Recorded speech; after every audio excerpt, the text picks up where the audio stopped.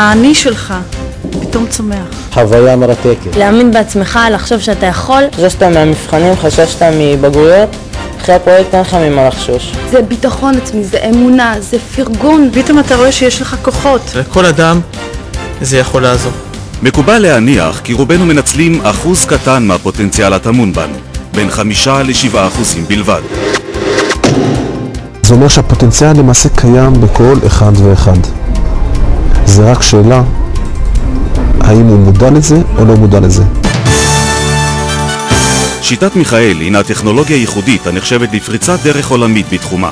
הטכנולוגיה פותחה בישראל על ידי עשרות אקדמאים מתחומי ידע שונים במשך כ10 שנים. הכוח המשמעותי ביותר של מיכאל זה יכולת לחבר את האנשים לעצמם, להחזיר אותם לעצמם. המשאב החשוב ביותר נמצא קרוב מאוד אליך, ולמעשה הוא אתה. מיכאל עוסקת במימוש הפוטנציאל הטמון באדם בכלים ייחודיים פרי פיתוחה בעשרות רבות של תחומי לימוד וידע. שיטת מיכאל מוכיחה מזה מספר שנים שניתן לפתח את היכולת להצטיין בכל אדם.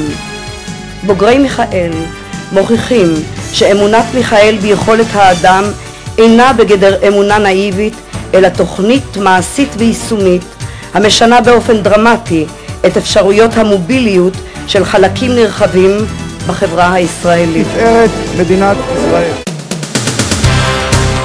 לטכנולוגיית מיכאל עשרות יישומים המותאמים לקהלי יעד רבים ומגוונים, מתלמידי בתי ספר ועד אוכלוסיות מבוגרים. למיכאל עד כה למעלה מ100,000 בוגרים. הפרויקט היווה לי תוכנית חשובה, אשר כיוונה אותי לנקודות אור אחרות בחיים. בפרויקט הבנתי שאם אני רוצה משהו, זה יקרה. תוך שבוע הצלחתי להגיע לכזו רמה שבכלל לא שאלתי שאני צריך להגיע אליה. מסוגלים ומסוגלים להמון והרבה יותר ממה שאי פעם חשבנו. עתידכם הוא גם עתידה של המדינה. כשם שעשיתם בפרויקט מיכאל, אם רק תרצו, תתנדבו ותתמידו, הרי שבצבא, ובמיוחד בחיל האוויר, אנחנו מצפים לכם. אנחנו כולנו חייבים תודה לכם, קודם כל על ההישגים הבלתי רגילים, על כך שכולכם חדורים תחושה של שליחות. מחקר מעקב על מיכאל שנערך בייעוץ פרופסור חיים אדלר, לשעבר ראש בית הספר לחינוך באוניברסיטה העברית, מראה כי אחוז הזכאים לבגרות בקרב בוגרי מיכאל כפול מאלו שלא למדו בפרויקט מאותם בתי ספר.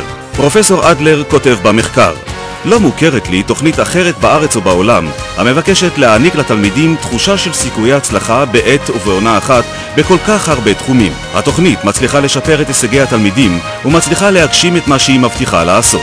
כל דבר שמטפח חינוך ומצוינות ומנהיגות לחינוך ולמצוינות צריך להשקיע בו את כל המשאבים כמו שלו.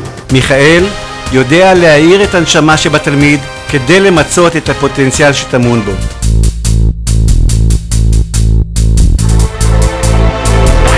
תוכנית הלימודים כוללת עשרות תחומי לימוד שונים, בהם נרשמים שיפורים דרמטיים בכל התחומים.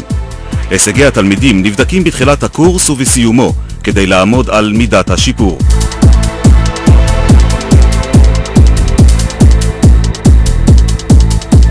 מיכאל בוחן את המקרו, מתוך ניסיון לשאוף להשגת חברה אנושית מצוינת.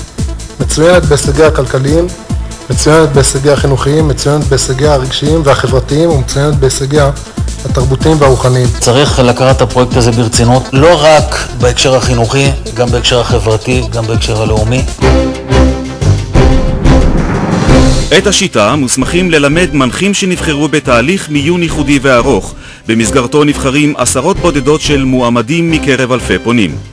המנחים עוברים תהליך הכשרה ייחודי המקנה להם את היכולות ללמד את מיכאל בקרב כל תלמידיה. התהליך הזה אני מרגישה שאתה ממש חווה אותו על בשרך. אתה עובר אותו, אתה מרגיש אותו, ואתה משתנה תוך כדי התהליך. אתה לומד לגשת אחרת לבעיות, לפתור בעיות בצורה מהירה, יצירתית, שלא היית מגיע אליה אחרת. המנחים הינם אקדמאים מצטיינים העוסקים בהנחיית השיטה במקביל לעבודתם המקצועית או כעיסוק עיקרי. ואם פרויקט מיכאל מראה את זה לפרט שהוא יכול, אם הוא רוצה, להוביל את עצמו לניצחון ולהישגים, מדוע הרוב והציבור לא יכול להיות תוכנית מיכאל אחת גדולה להגיע למדינה אתיופיה? בשנת 2003 הוחל ביישום מיכאל ברחבי העולם. משרד החינוך הבולגרי החל ביישום השיטה במערכת החינוך של בולגריה.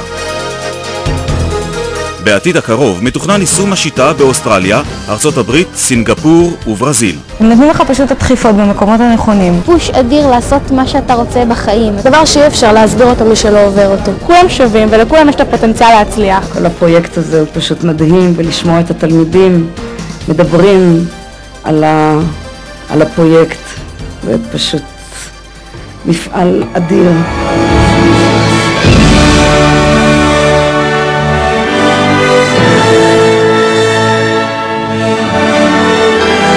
אנחנו אנשי מיכאל מאמינים כי טיב העתיד תלוי בטיב האדם שיחיה מחר, וטיב האדם מחר תלוי אך ורק במעשיו היום. בואו נעשה חברה יותר טובה, בואו נהיה אנחנו מיכאלים. בעזרת פרויקט מיכאל נצליח לשנות את החברה הישראלית. תודה רבה.